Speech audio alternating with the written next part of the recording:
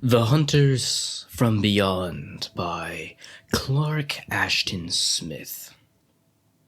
I have seldom been able to resist the allurement of a bookstore, particularly one that is well supplied with rare and exotic items. Therefore, I turned in at Tolman's to browse around for a few minutes.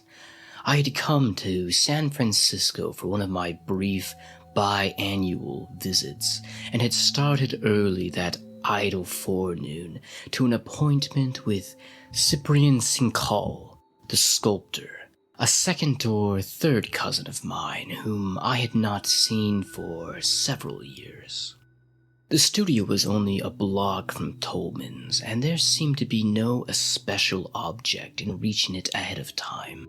Cyprian had offered to show me his collection of recent sculptures, but remembering the smooth mediocrity of his former work, amid which there were a few banal efforts to achieve horror and grotesquerie, I did not anticipate anything more than an hour or two of dismal boredom. The little shop was empty of customers. Knowing my proclivities, the owner and one of his assistants became tactfully non-attentive after a word of recognition, and left me to rummage about at will among the curiously laden shelves. Wedged in between other but less alluring titles, I found a deluxe collection of Goya's proverbs. I began to turn the heavy pages and was soon engrossed in the diabolic art of these little nightmare-nurtured drawings. It has always been incomprehensible to me that I did not shriek aloud with mindless, overmastering terror when I looked up from the volume and saw the thing that was crouching in the corner of the bookshelves before me. I could not have been more hideously startled if some hellish conception of Goya had suddenly come to life and emerged from one of the pictures in the folio. What I saw was a forward-slouching, vermin-gray figure, wholly devoid of hair or down or bristles, but marked with faint etiolated rings like those of a serpent that has lived in darkness. It possessed the head and brow of an arthropoid ape, a semi-canine mouth and jaw, and arms ending in twisted hands whose black hyena talons nearly scraped the floor. The thing was infinitely bestial and at the same time macabre, for its parchment skin was shriveled, corpse-like, mummified in a manner impossible to convey, and from eye sockets well nigh deep as though of a skull were glimmered evil slits of yellowish phosphorescence, like burning sulfur. Fangs that were stained as if with poison or gangrene issued from a slavering half-open mouth, and the whole attitude of the creature was that of some maleficent monster in a readiness to spring. Though I had been for years a professional writer of stories that often dealt with occult phenomena, with the weird and the spectral, I was not at this time possessed of any clear and settled belief regarding such phenomena. I had never before seen anything that I could identify as a phantom, nor even a hallucination, and I should hardly have said offhand that a bookstore on a busy street in a full summer daylight was the likeliest of places in which to see one. But the thing before me was assuredly nothing that could ever exist among the permissible forms of a sane world. It was too horrific, too atrocious to be anything but a creation of unreality. Even as I stared across the Goya, sick with a half-incredulous fear, the apparition moved towards me. I say that it moved, but its change of position was so instantaneous, so utterly without effort or visible transition that The verb is hopelessly inadequate. The foul specter had seemed 5 or 6 feet away, but now it was stopping directly above the volume that I still held in my hands. With its loathsomely lambent eyes peering upward at my face, and a gray-green slime drooling from its mouth on the broad pages. At the same time, I breathed an unsupportable fetor, like a mingling of rancid serpent stench with the moldiness of antique charnels and the fearsome reek of newing decaying carrion. In a frozen timelessness that was, perhaps, no more than a second or two, my heart appeared to suspend its beating while I beheld that ghastly face. Gasping, I let the Goya drop with a resonant bang on the floor, and, even as it fell, I saw that the vision had vanished. Tolman, a tonsured gnome with his shell-rimmed goggles, rushed forward to retrieve the fallen volume, exclaiming, "What is wrong, Mr. Hastane? Are you ill?" From the meticulousness with which he examined the binding in search of possible damage, I knew that his chief solicitude was concerning the Goya. It was plain that neither he nor his clerk had seen the phantom, nor could I detect aught in their demeanor to indicate that they had noticed the malefic odor that still lingered in the air like an exhalation from broken graves. And, as far as I could tell, they did not even perceive the grayish slime that still polluted the open folio. I do not remember how I managed to make my exit from that shop. My mind had become a seething blur of muddled horror, of crawling, sick revulsion from the supernatural vileness I had beheld, together with the direst apprehension for my own sanity and safety. I recall only that I found myself on the street above Tolman's, walking with feverish rapidity towards my cousin's studio, with a neat parcel containing the Goya volume under my arm. Evidently, in an effort to atone for my clumsiness, I must have bought and paid for the book by some sort of automatic impulse, without any real awareness of what I was doing. I came to the building in which was my destination, but went on around the block several times before entering. All the while I fought desperately to regain my self-control and equipoise. I remember how difficult it was even to moderate the pace at which I was walking, or refrain from breaking into a run, for it seemed to me that I was fleeing all the time from an invisible pursuer. I tried to argue with myself, to convince myself that the rational part of my mind that was merely saw an apparition as the product of some sort of evanescent trick of light and shade, or a temporary dimming of eyesight. But such sophistries were useless, for I had seen the gargoylish terror all too distinctively, in an unforgettable fullness of grisly detail. What could the thing mean? I had never used narcotic drugs or abused alcohol. My nerves, as far as I knew, were in sound condition, but either I had suffered a visual hallucination that might mark the beginning of some obscure cerebral disorder, or had been visited by a spectral phenomenon, by something from realms and dimensions that are past the normal scope of human perception. It was a problem either for the alienist or the occultist.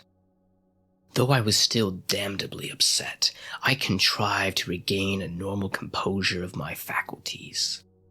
It also occurred to me that the unimaginative portrait busts and tamely symbolic figure groups of Cyprian Cincal might serve admirably to soothe my shaken nerves. Even his grotesques would seem sane and ordinary by comparison with the blasphemous gargoyle that had drooled before me in that bookshop. I entered the studio building and climbed a worn stairway to the second floor, where Cyprian had established himself in a somewhat capricious suite of rooms. As I went up the stairs, I had the peculiar feeling that somebody was climbing them just ahead of me. But I could neither see nor hear anyone, and the hall above was no less silent and empty than the stairs. Cyprian was in his atelier when I knocked.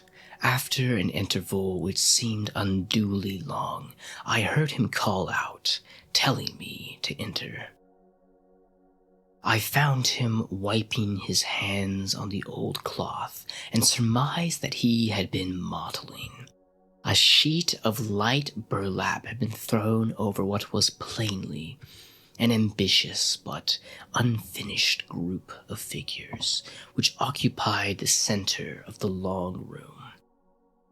All around were other sculptures in clay, bronze, marble, and even the terracotta and steatite which he sometimes employed for his less conventional conceptions. At one end of the room there stood a heavy Chinese screen. At a single glance I realized that a great change had occurred, both in Cyprian Cincal and his work. I remembered him as an amiable, somewhat flabby-looking youth, always dapperly dressed with no trace of the dreamer or visionary. It was hard to recognize him now, for he had become lean, harsh, vehement, with an air of pride and penetration that was almost Luciferian. His unkempt mane of hair was already shot with white, and his eyes were electrically brilliant with a strange knowledge, and yet somehow were vaguely furtive, as if there dwelt behind them a morbid and macabre fear. The change in his sculpture was no less striking. The respectable tameness and polite mediocrity were gone, and in their place, incredibly, was something little short of genius. More unbelievable still, in view of the laboriously ordinary grotesques of his earlier phase, was the trend that his art had now taken. All around me were phrenic, murderous demons, satyrs mad with nympholepsy, ghouls that seemed to sniff the odors of the charnel, lamias voluptuously coiled around their victims, and less nameable things that belonged to the outland realms of evil myth and malign superstition. Sin, horror, blasphemy, diablerie, the lusts and malice of pandemonium, all had been caught with impeccable art.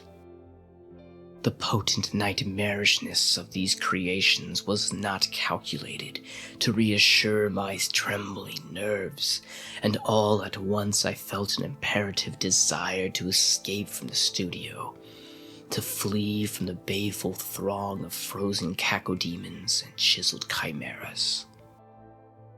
My expression must have betrayed my feelings to some extent. "Pretty work, aren't they?" said Cyprian in a loud, vibrant voice, with a note of harsh pride and triumph. "I can see that you are surprised. You don't look anything of the sort, I dare say." "No, candidly, I didn't," I admitted. "Good Lord, man, you'll become the Michelangelo of diabolism if you go on at this rate. Where on earth do you get such stuff?" "Yes, I've gone pretty far," said Cyprian, seeming to disregard my question. "Further even than you think, probably. If you could know what I know, could see what I have seen, you might make something really worthwhile out of your weird fiction, Philip. You are very clever and imaginative, of course, but you never had any experience. I was startled and puzzled. Experience? What do you mean? Precisely that. You try to depict the occult and the supernatural without even the most rudimentary first-hand knowledge of them. I tried to do something of the same sorts in sculpture years ago, without knowledge, and doubtless you remember the mediocre mess that I made of it. But I've learned a thing or two since then. Sounds as if you've made the traditional bond with the devil or something of the sort, I observed with a feeble and perfunctory levity. Cyprian's eyes narrowed with a strange, secret look. I know what I know. Never mind how or why. The world in which we live isn't the only world, and some of the others lie closer at hand than you may think, Philip. The boundaries of the seen and the unseen are sometimes interchangeable. Recalling the malevolent phantom, I felt a particular disquietude as I listened to his words. An hour before, his statement would have impressed me as mere theorizing, but now it assumed an ominous and terrifying significance. What makes you think I have had no experience of the occult? I asked. Your stories hardly show anything of the kind, anything factual or personal. They're all palpably made up. When you've argued with a ghost, or watched the ghouls at mealtime, or fought with an incubus, or suckled a vampire, you may achieve some genuine characterization of color along such lines. For reasons that should be fairly obvious, I had not intended to tell anyone of the unbelievable thing at Tolman's. Now, with a singular mixture of emotions, of compulsive eerie terrors and desire to refute the animadversions of Cyprian, I found myself describing the phantom. He listened with an inexpressive look, as if his thoughts were occupied with other matters than my story. Then, when I had finished, "You are becoming more psychic than I had imagined. Was your apparition anything like one of these?" With the last words, he lifted up the sheet of burlap from the muffled group of figures beside which he had been standing. I cried out involuntarily with the shock of that appalling revelation, and almost tottered as I stepped back. Before me, in a monstrous semicircle, were 7 creatures which might have all been modeled from the gargoyle that had confronted me across the folio of Goya drawings. Even in several that were still amorphous or incomplete, Cyprian had conveyed with a damnable art the peculiar mingling of primal bestiality and mortuary putrescence that had signalized the phantom. The 7 monsters had closed in on a cowering, naked girl, and were all clutching foully toward her with their hyena claws.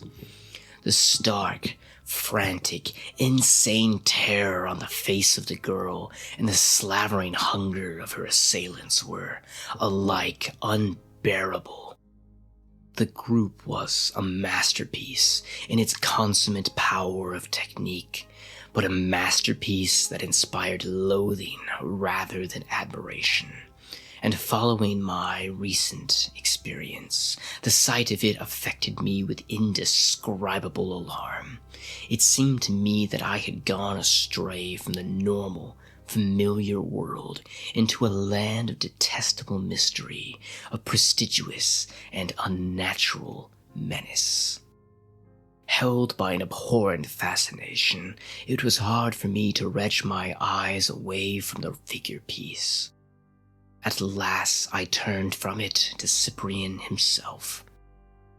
He was regarding me with a cryptic air, beneath which I suspected a covert gloating.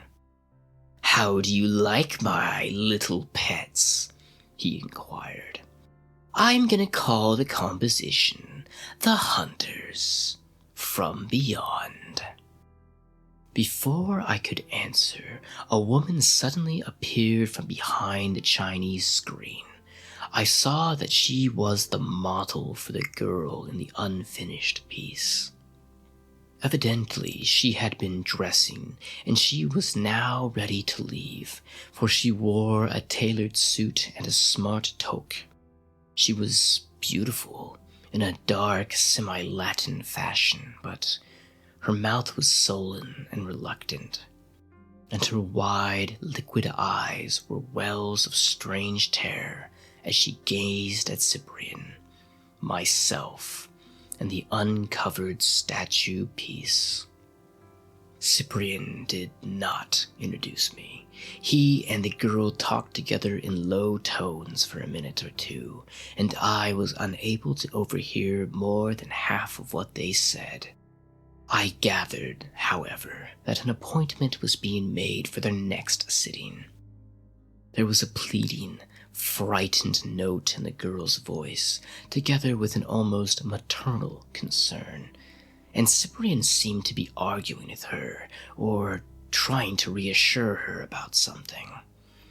At last she went out with a queer, supplicative glance at me, a glance whose meaning I could only surmise and could not wholly fathom. "That was Marta," said Cyprian. "She is half Irish, half Italian. A good model, but my new sculptures seem to be making her a little nervous." He laughed abruptly with a mirthless, jarring note that was like the cachinnation of a sorcerer.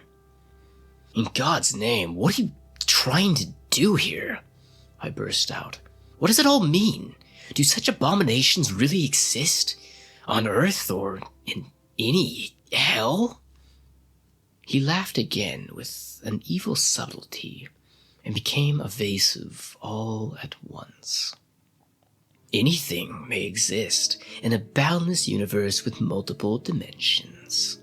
Anything may be real or unreal. Who knows? It's not for me to say. Figure it out for yourself if you can, Philip. There's a vast field for speculation. And perhaps for more than speculation." With this, he began immediately to talk about other topics, baffled, mystified, and with a sorely troubled mind and nerves that were more unstrung than ever by the black enigma of it all. I ceased to question him. Simultaneously, my desire to leave the studio became almost overwhelming, a mindless, whirlwind panic that prompted me to run pell-mell from the room and down the stairs into the wholesome normality of the common 20th century streets. It seemed to me the rays which fell through the skylight were not those of the sun, but of some darker orb, that the room was touched with an unclean webs of shadow where shadow should not have been, that the stone satans, the bronze lamias, the terracotta satyrs, the clay gargoyles had somehow increased in number and might spring to malignant life at any instant. Hardly knowing what I said, I continued to converse for a while with Cyprian, then, excusing myself on the score of a non-existent luncheon appointment, and promising vaguely to return for another visit before my departure from the city, I took my leave. I was surprised to find my cousin's model in the lower hall, at the foot of the stairway. From her manner and her first words, it was plain that she had been waiting. "You are Mr. Philip Hastane, aren't you?" she said in an eager, agitated voice. "I am Marta Fitzgerald. Cyprian has often mentioned you, and I believe that he admires you a lot. Maybe you think me crazy," she went on, "but I had to speak to you. I just can't stand the way that things are going on here, and I'd refuse to come to the place anymore if it wasn't that I like Cyprian so much. I don't know what he has done, but he is altogether different from what he used to be. His new work is so horrible. You can't imagine how it frightens me. The sculptures that he does are more hideous, more hellish all the time. Ugh, those drooling dead gray monsters in that new group of his.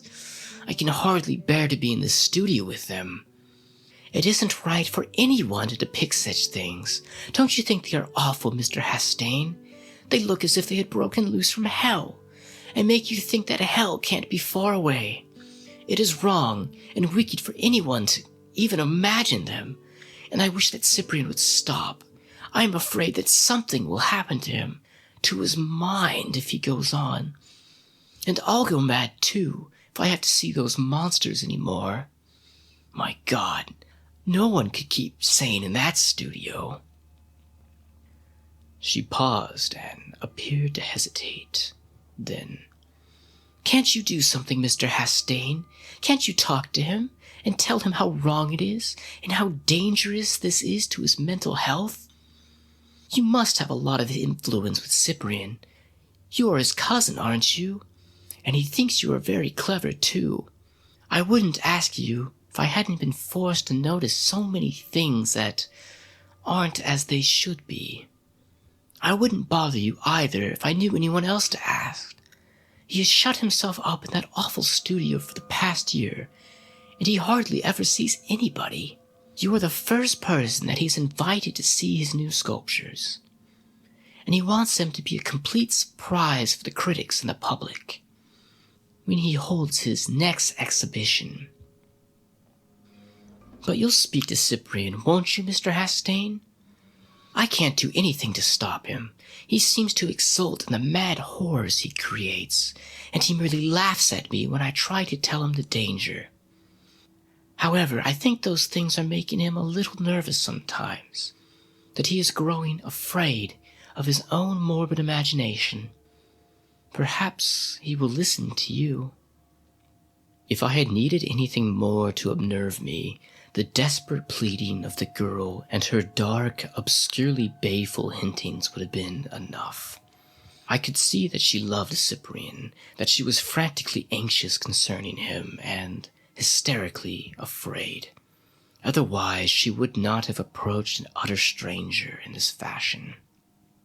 "But I haven't had any influence with Cyprian," I protested, feeling a queer embarrassment. "And what am I to say to mine? His new sculptures are magnificent. I have never seen anything more powerful of the kind, and how could I advise him to stop doing them? And there would be no legitimate reason. He would simply laugh me out of the studio. And an artist has the right to choose his own subject matter, even if he takes it from the nether pits of limbo and Erebus." The girl must have pleaded and argued with me for many minutes in that deserted hall. Listening to her and trying to convince her of my inability to fulfill her request was like a dialogue in some futile and tedious nightmare. During the course of it, she told me a few details that I am unwilling to record in this narrative. Details that were too morbid and too shocking for belief. Regarding the mental alteration of Cyprian and his new subject matter and method of work. There were direct and oblique hints of a growing perversion, but somehow it seems that much more was being held back, that even in her most horrifying disclosures, she was not wholly frank with me. At last, with some sort of hazy promise that I would speak it to Cyprian, would remonstrate with him, I succeeded in getting her away from me, and I returned to my hotel.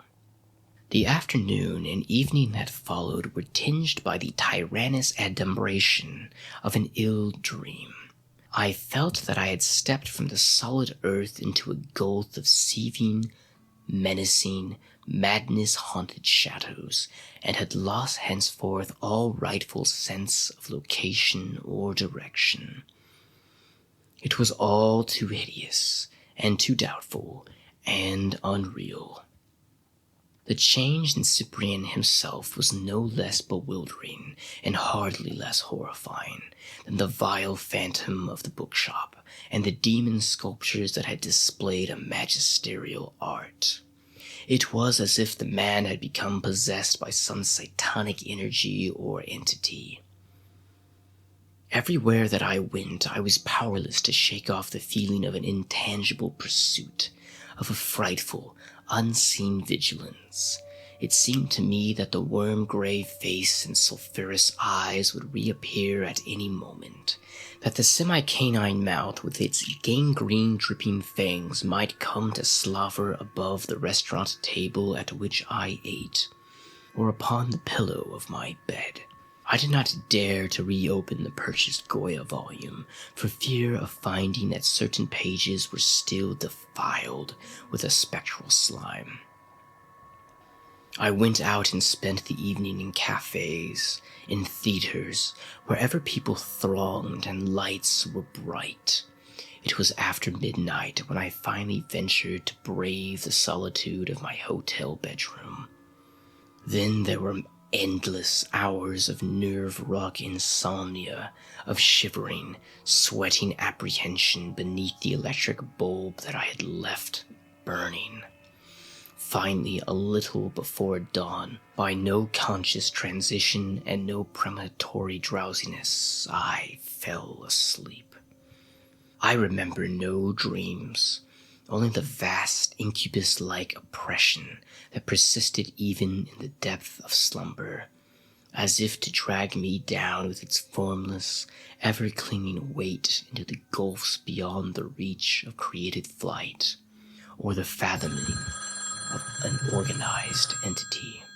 It was almost noon when I awoke, and found myself staring into the verminous, apish, mummy-dead face and hell-illumined eyes of the gargoyle that had crouched before me in the corner at Tolman's.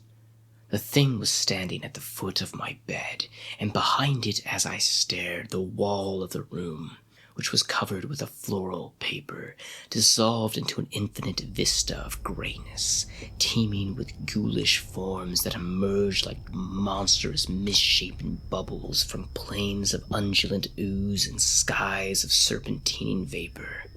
It was another world, and my very sense of equilibrium was disturbed by the evil vertigo as I gazed.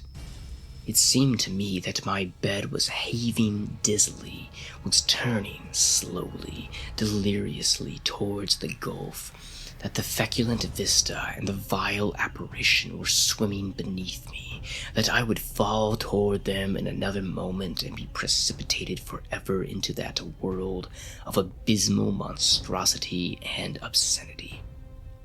In the start of profound alarm, I fought my vertigo, fought that sense that another will than mine was drawing me, that the unclean gargoyle was luring me by some unspeakable mesmeric spell, as a serpent is said to lure its prey. I seemed to read a nameless purpose in its yellow-slitted eyes, in that soundless moving of its oozing lips, and my very soul recoiled with nausea and revulsion as I breathed its pestilential vapor. Apparently, the mere effort of mental resistance was enough. The vista and face receded. They went out with a swirl of daylight. I saw the design of tea roses on the wallpaper beyond, and the bed beneath me was sanely horizontal once more. I lay sweating with my terror, all adrift on a sea of nightmare surmise of unearthly threat and whirlpool madness, till the ringing of the telephone bell recalled me automatically to the known world. I sprang to answer the call. It was Cyprian, though I should hardly have recognized the dead, hopeless tones of his voice, from which the mad pride and self-assurance of the previous day had wholly vanished. "I must see you at once," he said. "Can you come to the studio?" I was about to refuse, to tell him that I had been called home suddenly, that there was no time, that I must catch the noon train, anything to avert the ordeal of another visit to the place of mephitic evil, when I heard his voice again.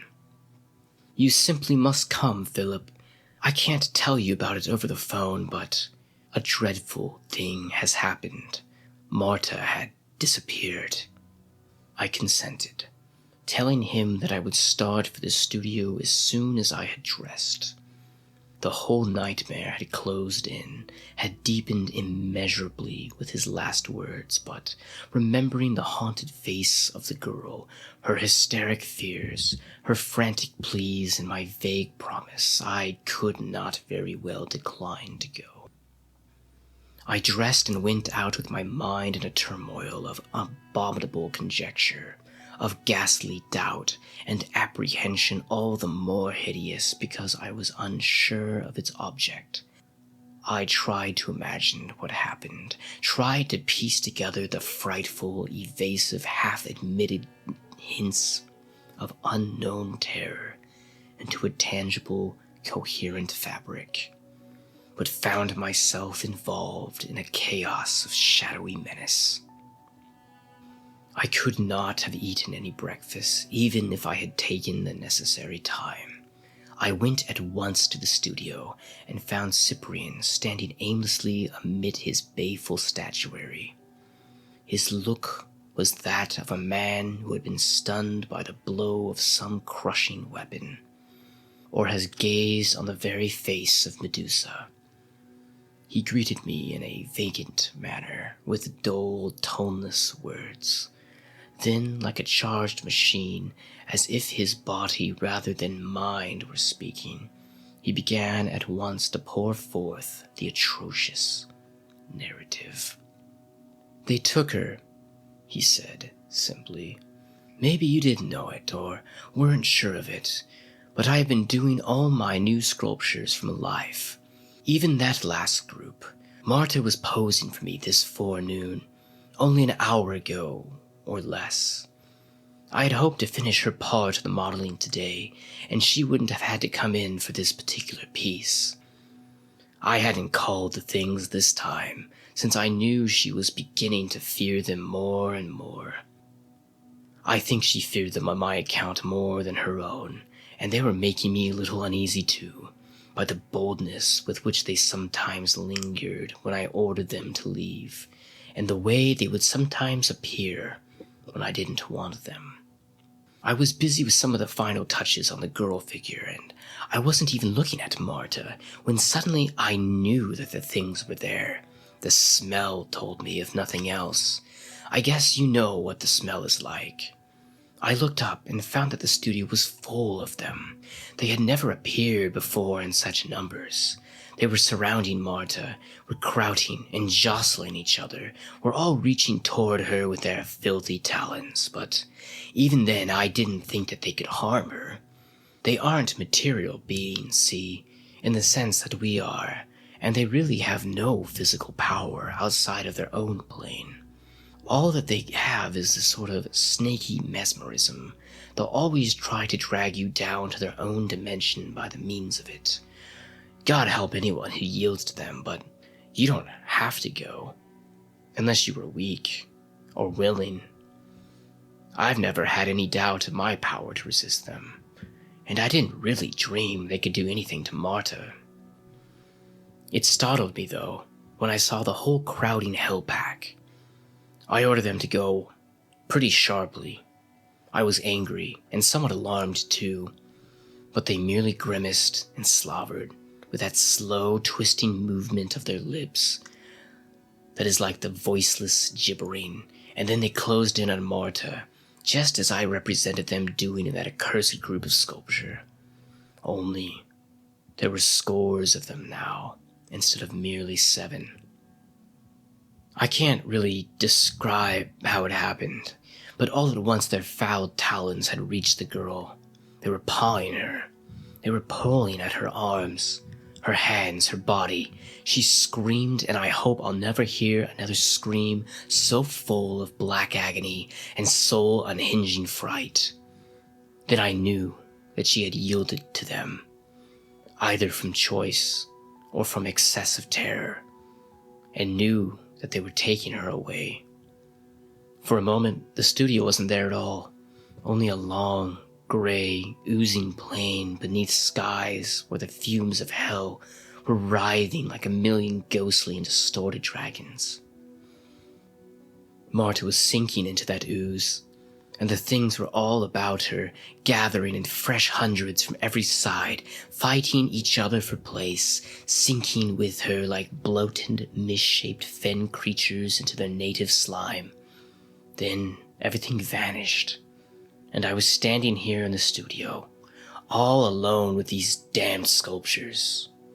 He paused for a little and stared with dreary, desolate eyes at the floor. Then, "It was awful, Philip, and I'll never forgive myself for having anything to do with those monsters. I must have been a little mad, but I've always had a strong ambition to do real stuff in the field of the grotesque and visionary and macabre. I don't suppose you expected, back in my stoogy phase, that I had a veritable appetence for such things. I wanted to do in sculpture what Poe and Lovecraft and Baudelaire had done in literature, what Ropes and Goya did in pictorial art. That was what led me into the occult when I realized my limitations. I knew that I had to see the dwellers of the invisible worlds before I could depict them. I wanted to do it. I longed for this power of vision and representation more than anything else. And then, all at once, I found that I had the power of summoning the unseen. There was no magic involved, in the usual sense of the word. No spells or circles, no pentacles or burning gums from the old sorcery books. At the bottom, it was just willpower, I guess. A will to divine the satanic, to summon the innumerable malignities and grotesqueries that other planes than ours were mingled unperceived with humanity. You've no idea what I've beheld, Philip. These statues of mine, these devils, these vampires, Lamia satyrs, were all done from life, or at least from recent memory. The originals are what the occultists would call elementals, I suppose. There are endless worlds, contiguous to our own, or coexisting with it, that such beings inhabit. All the creations of myth and fantasy, all the familiar spirits that sorcerers have evoked are residents in these worlds. I made myself their master. I levied upon them at will, then from a dimension that must be a little lower than all others, a little nearer the ultimate nadir of hell, I called the innominate beings who pose for this new figure piece.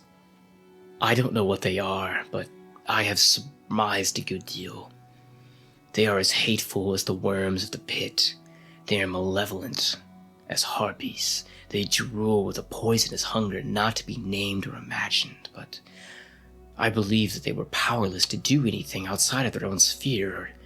I've always laughed at them when they tried to entice me, even though that snakish mental pull of theirs was rather creepy at times. It was as if soft, invisible, gelatinous arms were trying to drag you down from the firm shore into a bottomless bog. They are hunters, I am sure of that. The hunters from beyond. God knows what they do to Marta now that they have her at her mercy. That vast, viscid, miasma-haunted place to which they took her is awful, beyond the imagining of a Satan. Perhaps even there they couldn't harm her body. But bodies aren't what they want. It isn't for human flesh that they grope with those ghoulish claws, and gape and slaver with those gangrenous mouths. The brain itself, and the soul too, is their food. They are creatures who prey on the minds of madmen and mad women, who devour the disembodied spirits that have fallen from the cycles of incarnation, have gone down beyond the possibility of rebirth. To think of Marta in their power, it is worse than hell, madness. Marta loved me, and I loved her too, though I didn't have the sense to realize it, wrapped as I was in my dark, baleful ambition and impious egotism. She was afraid of me, and I believe she surrendered voluntarily to the things. She must have thought that they would leave me alone if they secured another victim in my place. He ceased and began to pace idly and feverishly about. I saw that his hollow eyes were alight with torment, as if the mechanical telling of his horrible story had in some manner served to re-quicken his crushed mind, utterly and starkly appalled by his hideous revelations. I could say nothing, but could only stand and watch his torture-twisted face.